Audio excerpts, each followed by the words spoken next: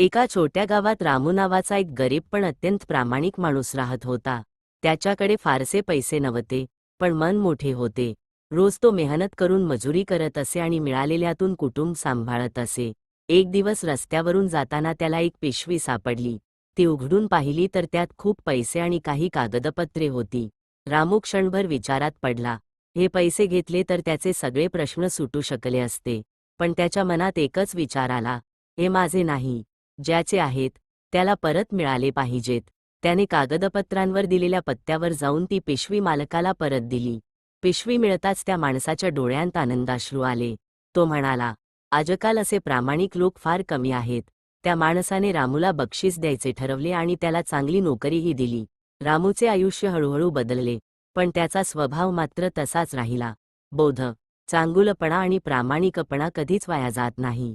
योग्य वेळी त्याचे फळ नक्की मिळते.